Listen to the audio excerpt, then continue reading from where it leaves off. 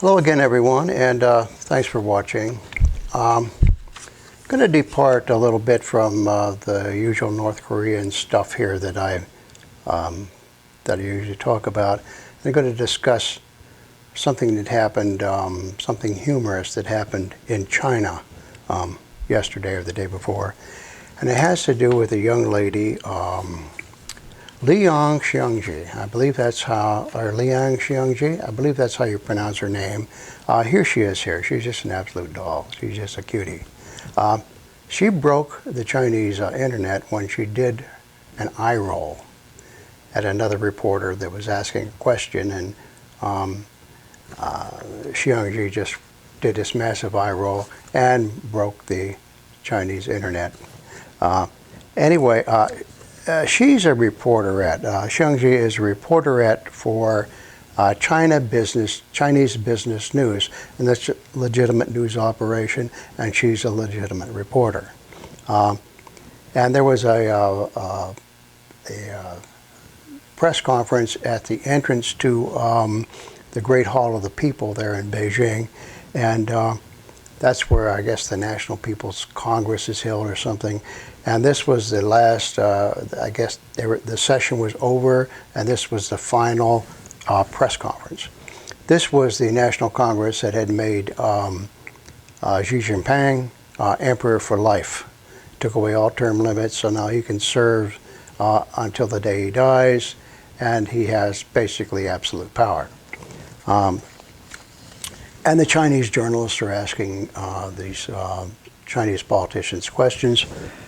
And in all fairness, even though the Chinese journalists were throwing softballs at the Chinese politicians, this is no different than American media has done to Hillary Clinton and Barack Obama.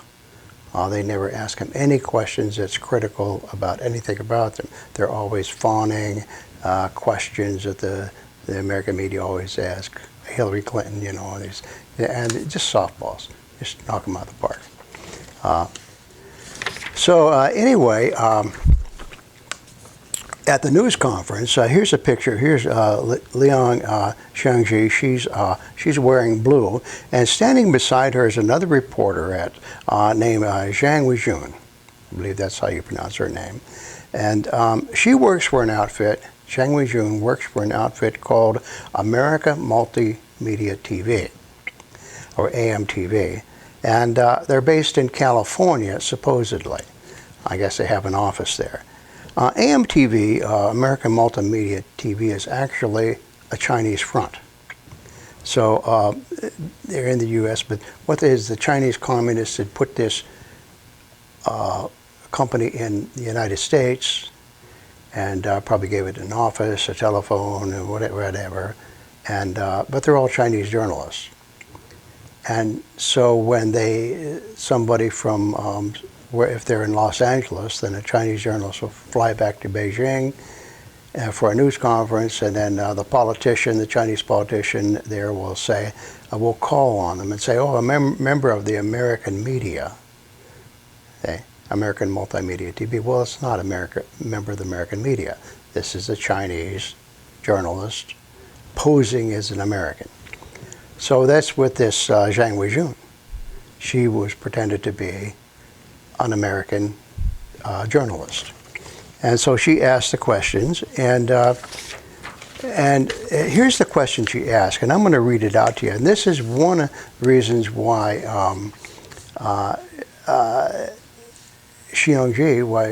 Liang Xiangyi, why she had the eye roll. And here's the question. I'll read it out to you. Here we go. The transformation of the responsibility of supervision for state assets is a topic of universal concern. Therefore, as the Director of State-Owned Asset Supervision and Administration Commission of the State Council, what new moves will you make in 2018? This year marks the 40th anniversary of the Reform and Opening Up policy, and our country is going to further extend its openness to foreign countries. With General Secretary of the Chinese Communist Party Xi proposing the One Belt, One Road initiative, state-owned enterprises have increased investment to countries along the route of One Belt, One Road. So how can the overseas assets of state-owned enterprises be effectively supervised to prevent loss of assets? What mechanisms have we introduced so far, and what's the result of our supervision? Please summarize for us. Thank you. That was the question, and that's what prompted Liang Xiangyi to do the eye roll. And of course, a lot of the eye roll was that Xiangyi, she knew that this Shang Weijun was not an American journalist. She was a fake journalist. So that's why she gave her the, the up and down, who are you? You don't belong here. A fake journalist with a fake question, stupid question. Anyway, Liang Xiangyi, apparently she was dismissed from her job, had her credentials revoked. All mention of her was removed from the Chinese internet, and that was that. I guess that Emperor Xi, somehow this reflected badly on him, and so he made the move to kind of make her a non-person. That's what I understand happened to her.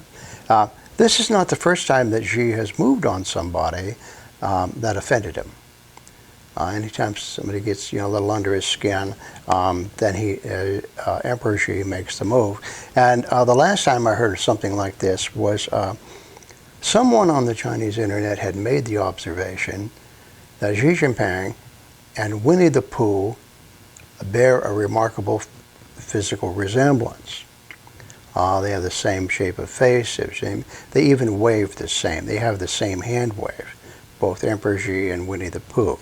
And so then they started looking around and making comparisons.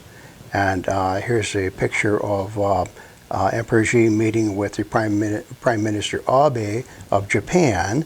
And they said, hey, that's Winnie the Pooh and the sad and depressed Eeyore the donkey. And then here's Emperor Xi walking with Barack Obama, and people saw this. They said, hey, that's Pooh and Bouncy Tigger. And when Emperor Xi rides in his car with his head sticking up above the sunroof there in his limo, people see Winnie the Pooh in his car.